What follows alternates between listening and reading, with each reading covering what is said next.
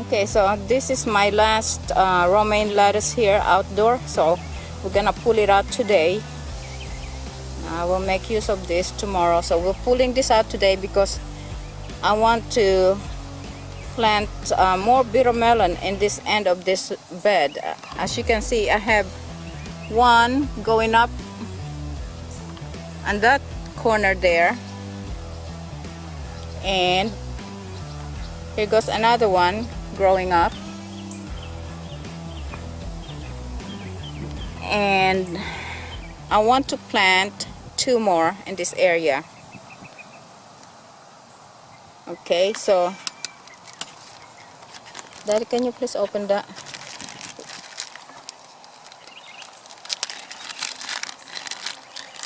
Okay, what I have here are my bitter melon seeds.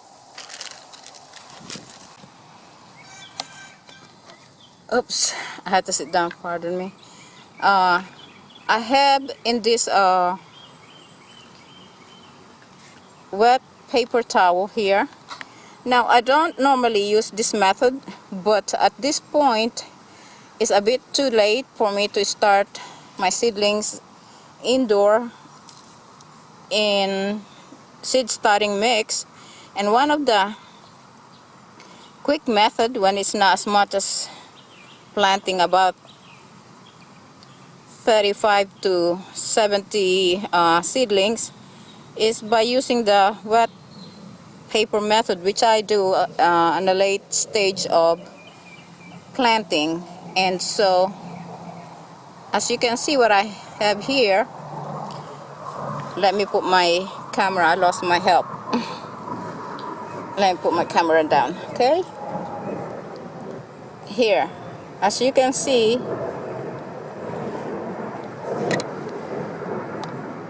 right here are my bitter melon seeds, which I soak for about 4 days. I believe this, I have this for 4 days, soaking in this wet paper towel right here. And as you can see, they are germinated, and this one actually the seed coat came off, but that will be fine, it will do well. And we are just going to put that directly in the ground. And I'm actually planting late in the afternoon because it was so hot earlier and we were busy doing something else early in the morning, so we are late in the afternoon. And okay, so we're going to put one of the seedling in there, and one right about here. So I'm not gonna worry so much if one did not make it. I'm hoping that the other will. So one out of those two is okay, and if both, that'll be even better. So now we're just gonna give it a little bit of soaking to make sure it don't dry up tomorrow if we were to get a little lazy and come down here later than early in the morning. So a little bit of moisture to ensure that it stays moist until it's well established. So I planted 2 bitter melon in the area where I wanted it, and my husband decided that he wanted to plant the rest of the bitter melon in a special area that he is preparing. He's creating another location for planting, and he would like to save some of these pre-germinated bitter melon seeds right here. And if you take a good look at it, I hope you can see it very well because it's kind of gloomy today. Have a big overcast and expecting some rain, but I'm outside on a porch, and I don't know, I think the light is not sufficient, but as you can see, this is how the bitter melon looks like once it's germinated, once it's pre-germinated. Okay, these are actually the roots.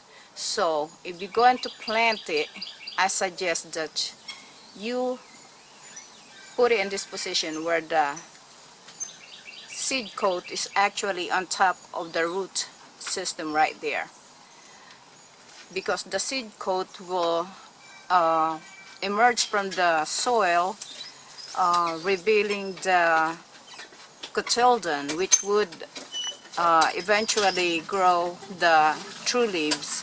So I suggest that you position it in this manner.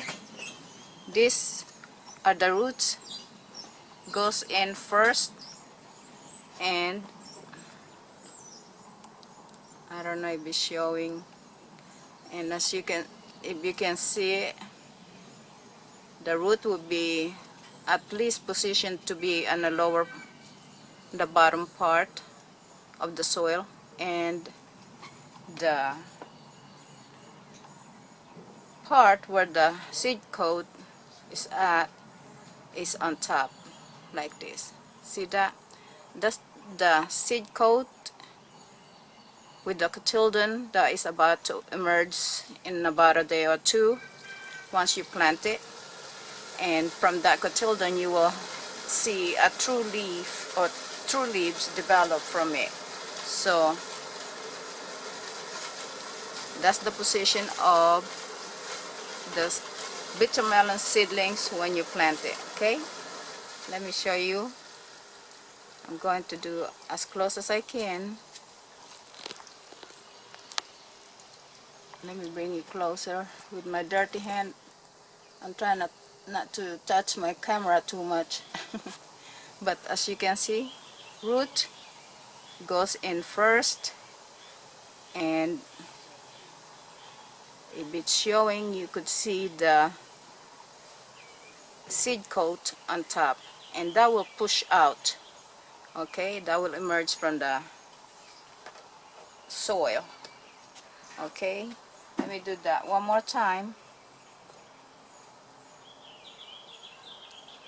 This one have a very good amount of root right here, as you can see, and that's the seed coat here on this side. The other half came off, and that's okay. Okay, because it's supposed to come off anyway once it emerged from the soil. So that's the position I'm going to again put it. I mean, it shouldn't be too much of a problem, you know. It's just that once you do it this way, you're helping the seedling to emerge without too much struggle, you know, having to emerge from the soil. Okay, now we are going to add a little more soil just to cover that part right there, right where the seedling is planted. Okay, and the soil is very moist, so you don't really need to add more water in this. Okay, soil should be moist but not sopping wet. So that's 3 planted. Okay, so I'll go ahead and continue planting the rest of it.